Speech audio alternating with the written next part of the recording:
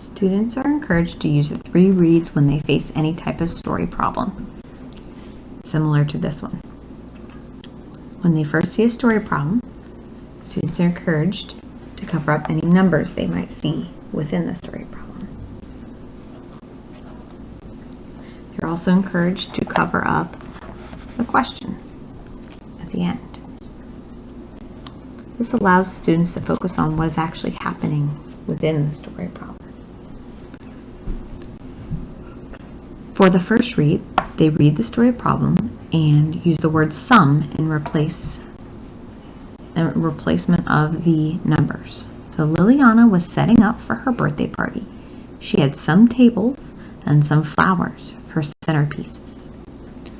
At the end of the first read, they think about what is actually happening in the story. They play the movie or picture of the story inside their head, and then try to come up with the story problem using their own words.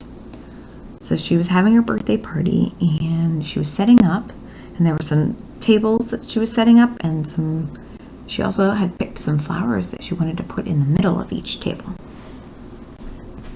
After the first read, they read a second time, this time revealing the numbers. Liliana was setting up for her birthday party. She had 4 tables and 12 flowers for centerpieces.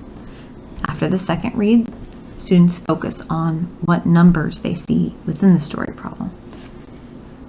The ones that pop out are 4 tables and 12 flowers. They may also see that there's one girl having a birthday party. For the third read, they go ahead and read it again. Liliana was setting up for her birthday party. She had 4 tables and 12 flowers for centerpieces.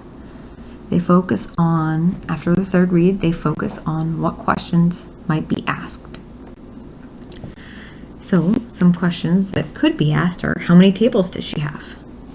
It can be answered. How many flowers can she put on each table?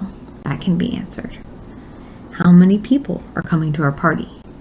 This is a valid question, but cannot be answered within this story problem.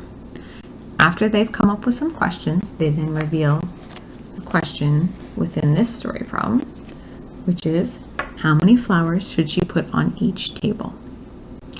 At this point, students should have a very firm understanding of what's happening in the story, so they know that there are 12 flowers, and they need to put those flowers onto or into the 4 tables. So they know this is a division. They're taking 12 flowers and putting them onto 4 tables or into 4 groups. You need to know how many flowers go on each table. Then they can solve.